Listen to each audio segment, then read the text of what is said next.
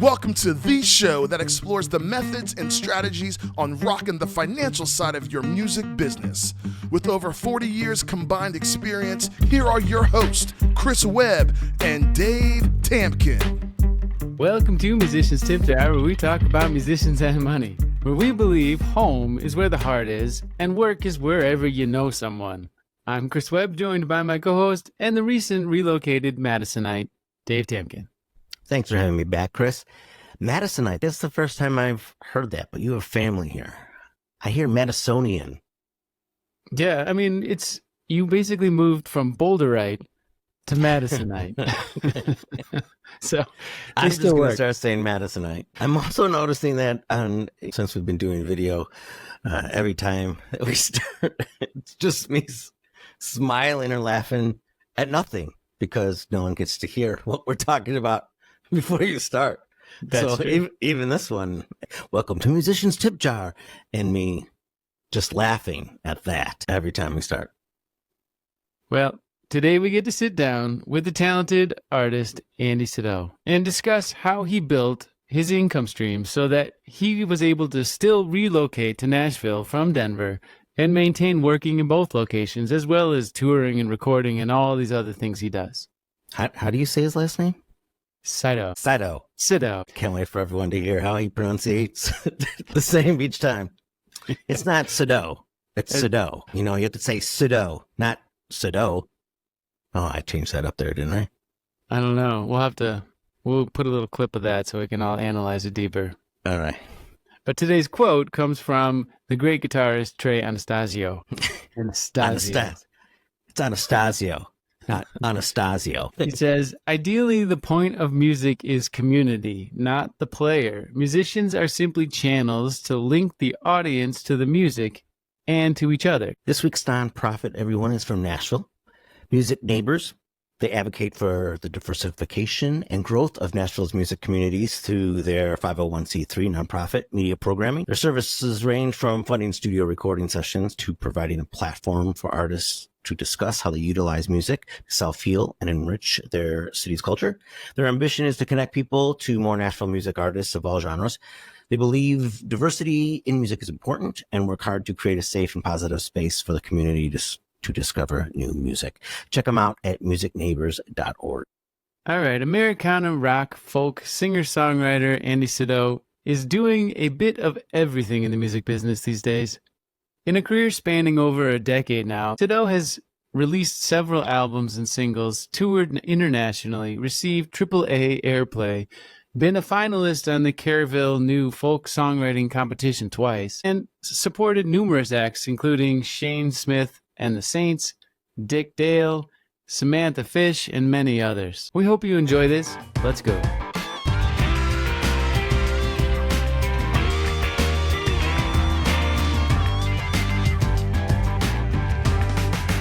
You're located in Nashville, but you still are doing the booking. You're still playing a lot of shows. You're still touring a lot. You're still writing a lot. I assume you're pitching your music because I've seen you at Durango so many times. And all of that, on top of all of that, you also host a podcast. Let's talk a little bit about your podcast and how that kind of came about and what it represents. Yeah, the podcast is called Middle Class Rockstar. Started it in, I think, summer of 2018.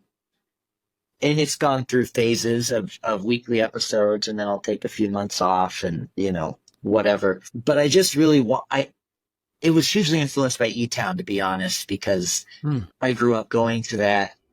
And I thought, how cool, like interviewing artists and creatives. So it's kind of something I always wanted to do. And then at a certain point, I realized, well, it's easy. I got an interface and a microphone, and let's do it. And then once COVID happened, I realized I could interview people in South Africa if I wanted to. You don't have to come over to my house. It actually is funny to me that that's what I did the first 2 years. Yeah, I almost never do them in person now. Yeah, yeah. But it's led to some cool things. I mean, just interviewing people that I want to get to know. Right. People always want to talk about themselves. So somebody that might not go get lunch with you because they don't know you might do your podcast. and that can turn into a new friend. Then I've had a couple instances where I've gotten to interview people I really admire, and it's been a cool thing. Basically, I think people just teach me things. Mm-hmm. You know, I just ask questions, and it's fun. I love it. Yeah. We've never interviewed someone in person, have we? No. I mean, I haven't seen you in 8 years. Yeah, right.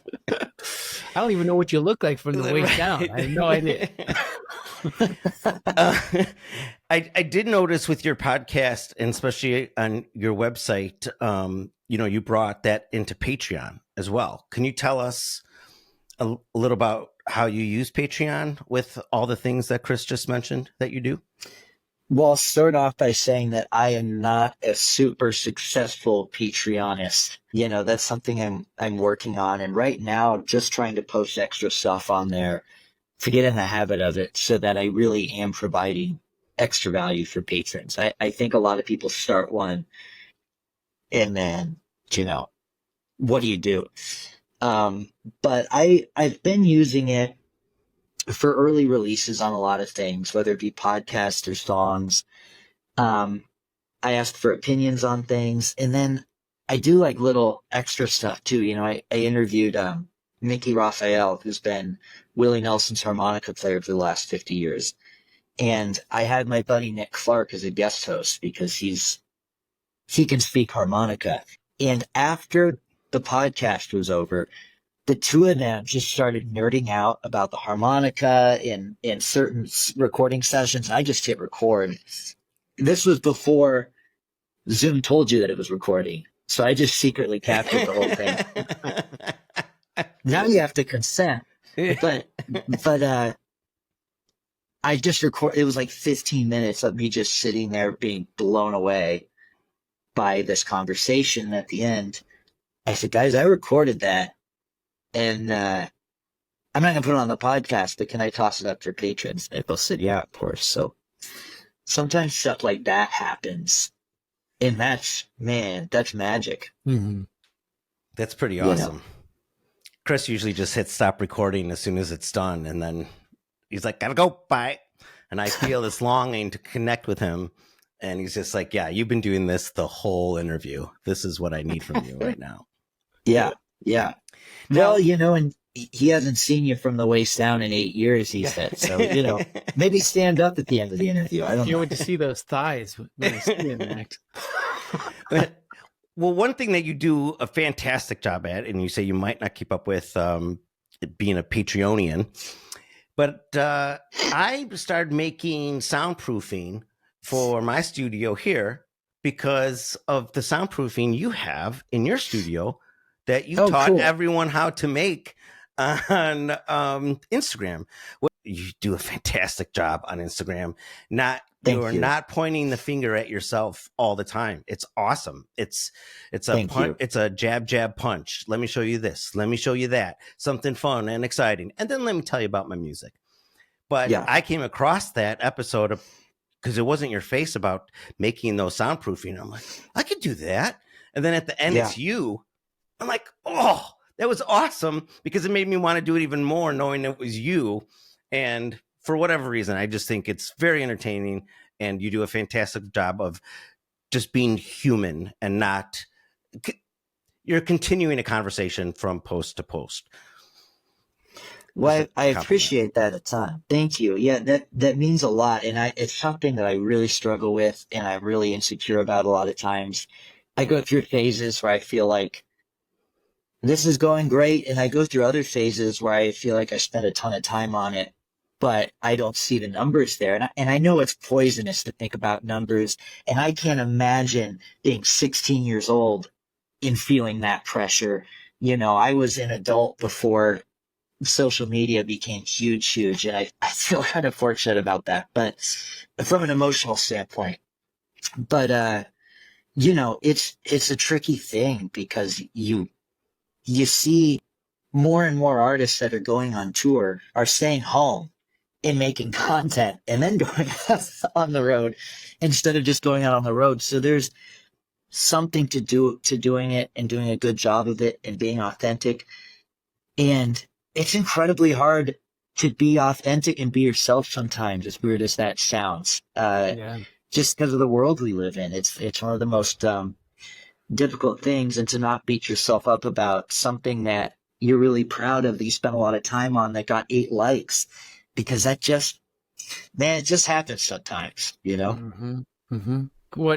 I think what you just said is really powerful, because I think a lot of people try to approach social media and they have this expectation that they're supposed to sell on them. You know, like you're supposed to present yourself like other people are doing to make people like your stuff, you know, and that's kind of, I feel like, the opposite of what really tends to work best, which is the authentic person, the person willing to expose their flaws, their insecurities, but also give more than they're asking, you know. And that's what also Right. I've gravitated towards your content, because it's entertaining, it's funny, you know, you're good at Thank being you. funny, and your editing is good, you know, you're getting very sophisticated with what you're putting out. Thank you. I appreciate that a lot. Thank you. And Yeah. then when you post something like your recent project with the orchestra, and I'm in, because I just watched you put a soundboard together in your basement. And now I see you in a professional environment and Dazzle, right? You just played Dazzle in Denver? Yes. Yeah, Can- that was so cool. Can you tell us about that project, how that started? Because you went back to school for composition, didn't you? Yeah. So I finished right before COVID. I went back to I just Berkeley Online to get a certificate in film and composing. Yeah. Well, I did this certificate in orchestration and writing music for film and TV. And I found out very quickly that I don't want to do video games, because that's a whole different animal. But it was cool exposure. And, you know, we learned how to write for each instrument, how to bring out a melody on each instrument, and not just having the highest instrument always, you know, like the violin one always takes the melody or whatever. It was fascinating. And then I did 2 semesters of every single week, the professor would give us a movie scene. And it was usually a deleted scene from a famous movie or television show. And you had to compose music and embed it in the scene and turn it in at the end of the week. And all week we would talk about like horror music and the theory behind horror music. And then we'd have this deleted scene from The Shining, and you'd have to compose your own music, make a MIDI mock-up and a score of it, and hand it in. And I had so much fun. And I remember the allotted amount of time I gave myself to do the course, just because I'm an adult and working, I way exceeded it every week. You know, I'd wait till midnight on Sunday when the new week would open up and dive in. And I just had so much fun with it. But when I was done, I knew I didn't want to move to LA and be an intern at a studio, not because I feel above that at all, but just because I wanted to be an artist more and a songwriter more. This is just another tool in the toolbox. And the people composing these big movies are all in on that. That is what they do. So I put it, it got a back seat for a little while, and I really missed it. So I took a few of my original songs, hoping to kind of put my 2 worlds together a little bit. And I scored, like full symphony stuff. Did a score, did MIDI mock-ups, and then I started pitching it to orchestras, and nobody cared. It was like, yeah, we'll do that for $24,000, or no response, or dude, no, like you have no market value. We're not going to play your music with an orchestra. I totally get it now, but I didn't think about that at the time. I was just having fun and trying to figure out what to do with it. So then I went back to the drawing board and redid the arrangements for a string quartet plus a French horn to make it more affordable and more practical to record it. So we did this album and just put it out the other week, and I'm really proud of it. It's really cool. All that hard work leading up to a big finish. I mean, it must have felt really good to cross the finish line on that project.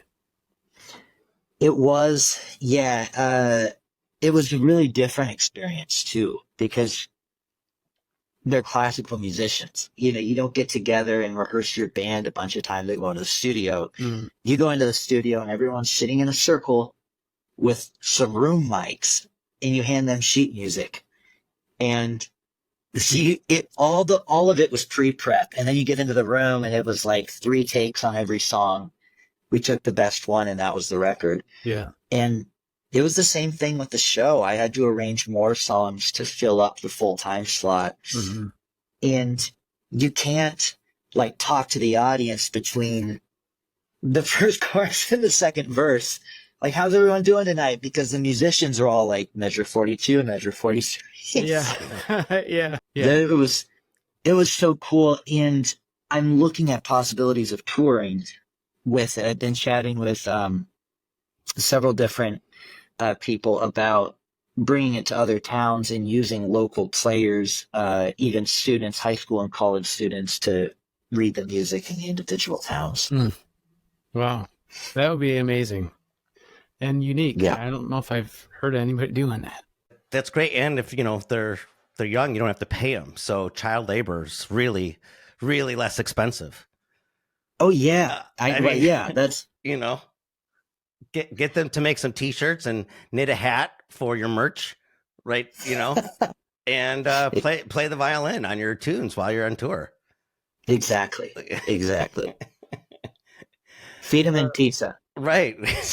Tater tots. Or pay them in pizza. I mean, Yeah. yeah. Now that you're in a place where I feel like you really have navigated a lot of different variations of making an income in this business. And it's, they always say with like when you have a brick and mortar, you know, self-employed business, usually 6 years, somewhere around 6 years tells you that you're going to be okay. You know, have you heard that before? Yeah. About brick and mortar? Yeah. I think that's kind of true with artists too, because it's not so much about what the outside environment is affecting your results as much as it is your brand, your ideas, and your ability to keep following through.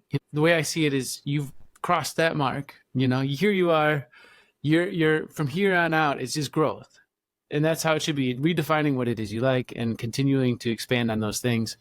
What advice, especially if you're going around touring with young musicians, what is it from your journey so far that you would pass on as advice towards these young musicians? Yeah, I think, you know, this is stuff that I've learned like from you guys too, you know, from just kind of watching my peers navigate the business, is I think number one, being open-minded to everything. You know, if you want to be a touring drummer in a rock band, you don't necessarily have to say, I mean, keep that goal on the whiteboard and make that your main thing. But you don't necessarily have to see a direct connection to that from everything you do. Mm-hmm. I think some of the coolest opportunities I got came in places I didn't expect it. Mm-hmm. You know, just by saying yes to things. I didn't want to do the Eddie B's gig. And I think about what an incredible blessing that's been to have that gig the last few years. And I almost said no to it. Because I don't want another wallpaper restaurant gig. Mm-hmm. It's been all the people I've met. I mean, I just can't believe that I almost said no to that. Mm-hmm. So being open-minded is huge, but I think also the flip side of that is I see so many people letting themselves get spread so thin, and I am constantly battling it. I'm constantly having to reevaluate and say, oh, I'm doing too much of this, and it's affecting that. Mm-hmm. But if you let yourself get spread too thin, you forget what your goal was in the first place. Mm-hmm. So I think just being able to navigate that, be open-minded, but keep your goal on the whiteboard and you know, check in with yourself often that you are navigating towards that. So often you don't realize how exhausted you are until you pause for a minute. You know, sometimes you realize that you're already past exhaustion, and yeah, that comes along with the work ethic I think artists like yourself have. Is like you're motivated. You're just so into what you're working on, And that's such a Yep. gift, but there's a risk, there's a risk. Absolutely. You are speaking about how you would do things, differently for yourself and what you've learned by being a full-time musician. Listen to a lot of your interviews for this interview to prep for it. And you mention, quite a bit like leaving a legacy.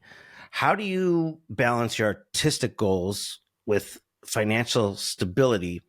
But how do you want that to impact your audience as a legacy? And then also, as we're learning from you now, how much you're going to leave a legacy as a full-time musician on the industry? I think I used to think completely about legacy for a while, where, I just like wanted in a way where I just wanted as many people to hear my music as possible. Mm-hmm. But I think that's changed a little bit. In terms of, my number one goal now is to make a full-time living with my original music.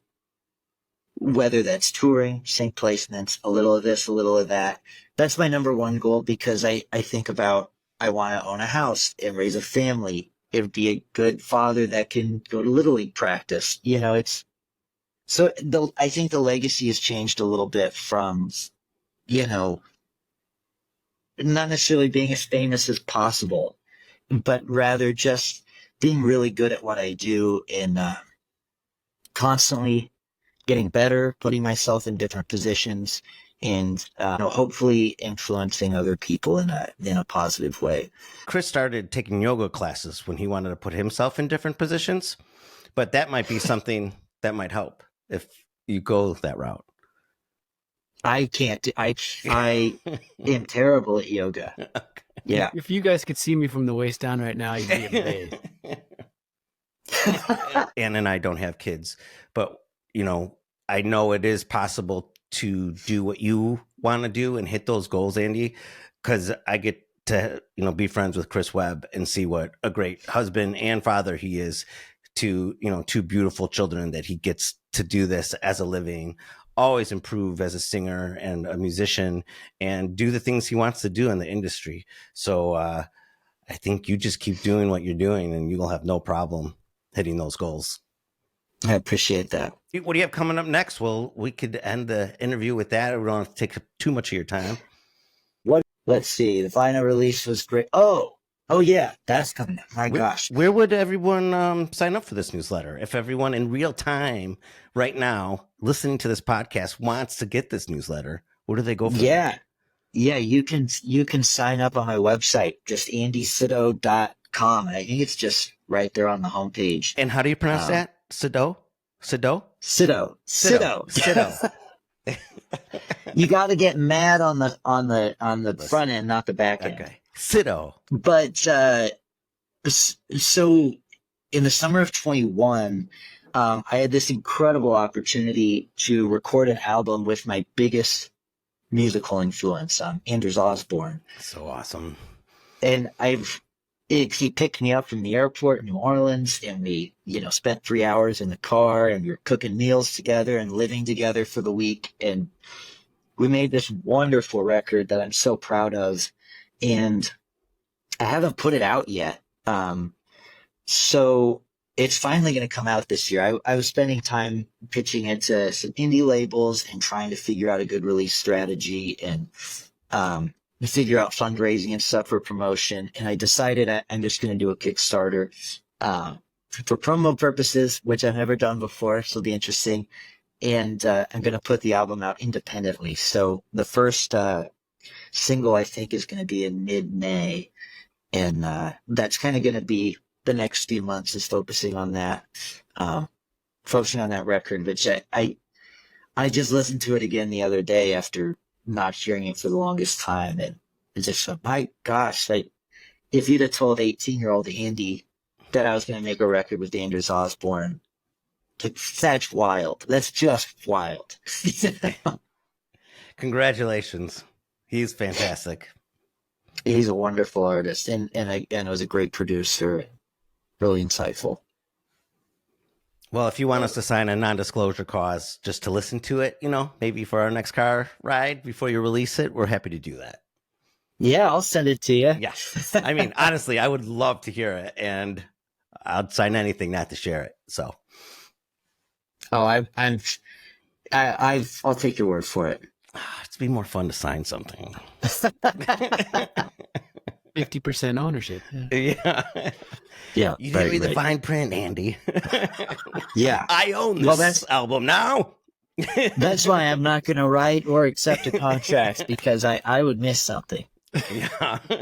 Well, thank you so much for coming on here and for being a constant inspiration to the music community. You really do work your ass off, and it's inspiring to watch how many things you can juggle at once and be a great example of how you can make all of this fun and something that you actually really enjoy. Thank you so much. And I look up to both of you guys and have for years. It's really cool to get to talk to you both and see how your careers have progressed. So thank you so much for making this happen.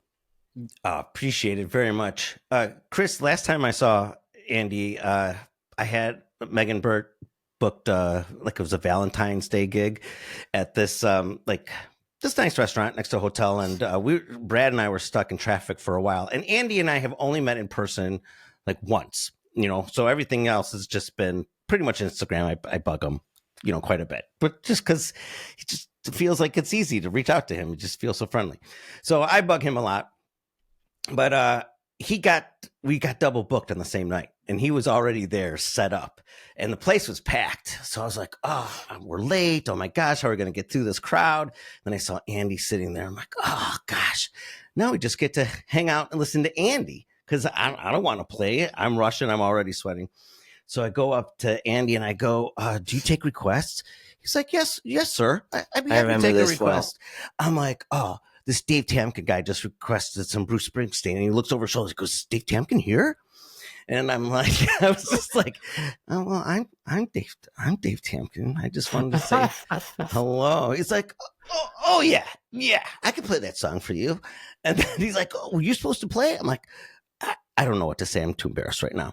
So we just had some beers and listened to Andy play. It was a great evening. I felt so bad. I just wasn't it was out of context. I wasn't expecting to see you. And also, I don't think it was Springsteen. I believe it was Neil Diamond. Okay, you are right. Oh. It was Neil Diamond. So my first reaction was, man, is this guy serious right now? But he said yes. He was like, I'll play anything. That's what the piano man does, right? Yeah. Try my best. So good though. Good to see you again. Good to see you both. Thank you so much for having me. I really, really appreciate it. This has been fun. Okay.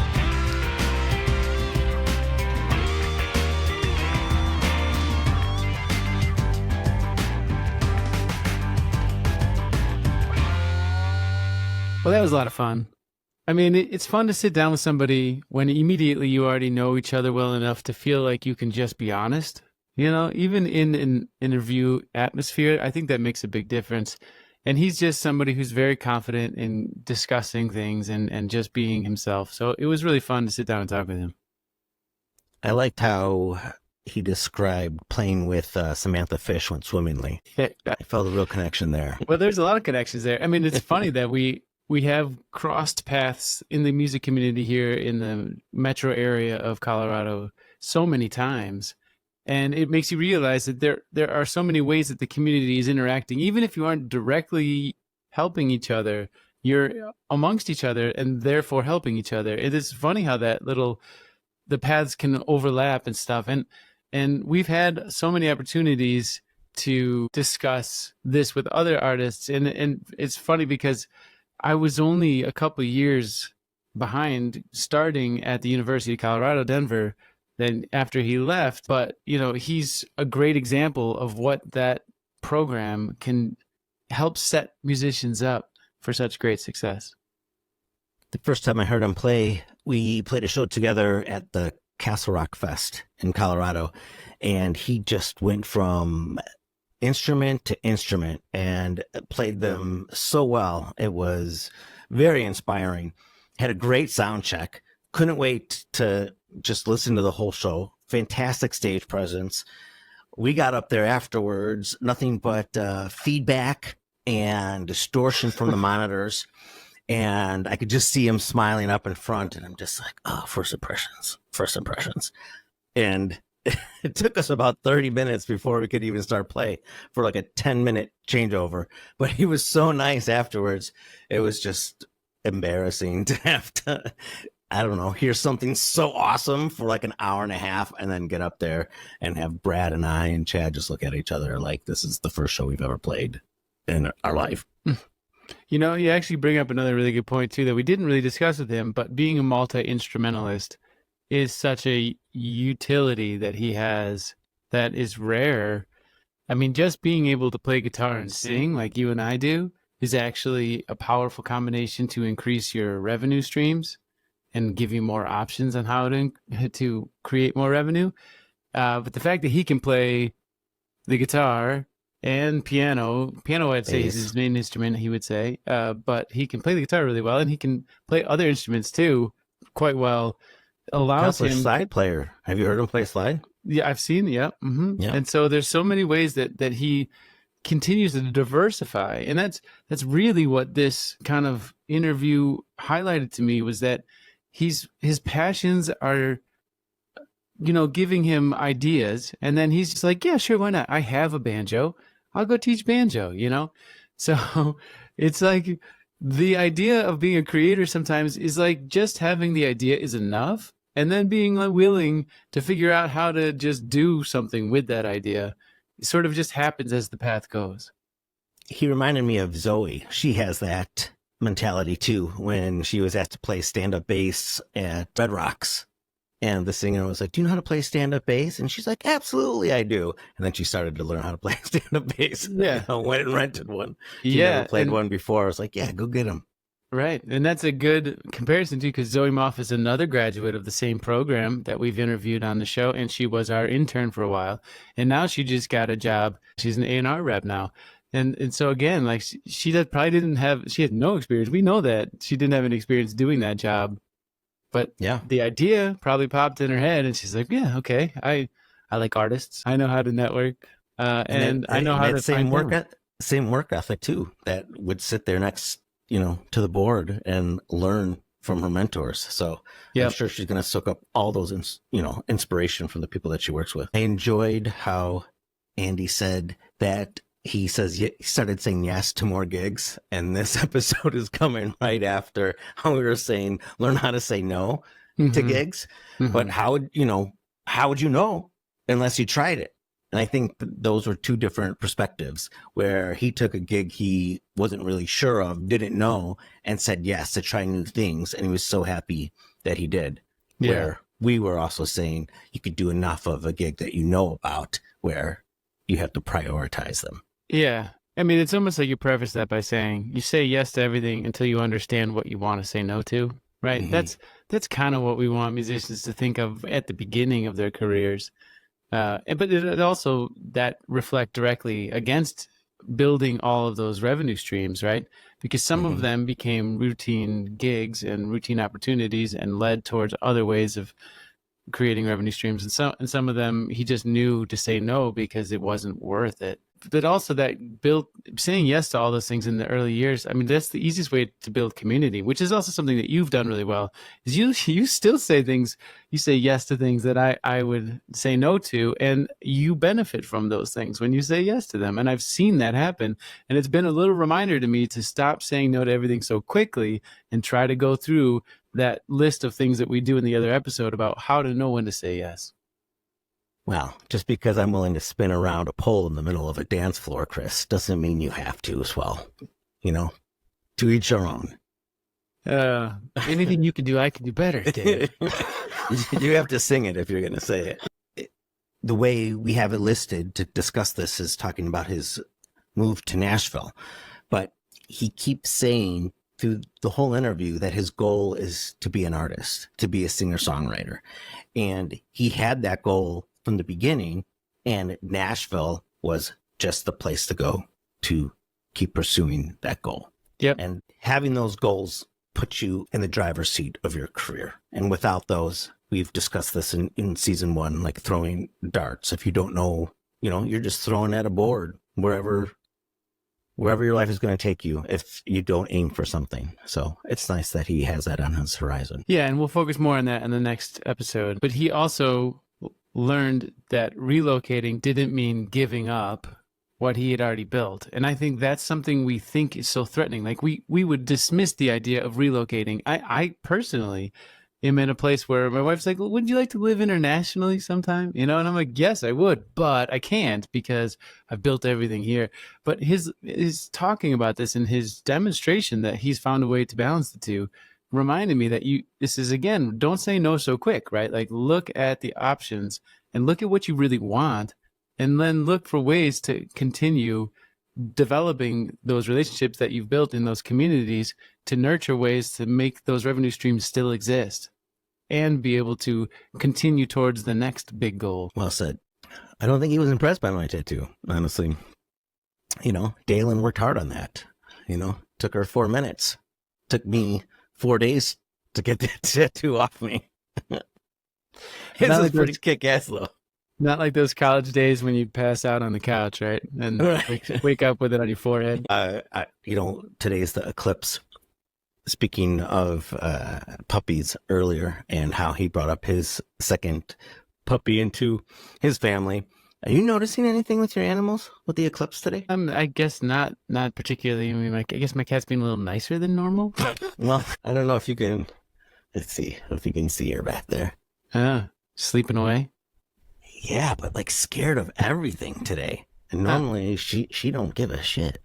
As we transition from episode to action lists.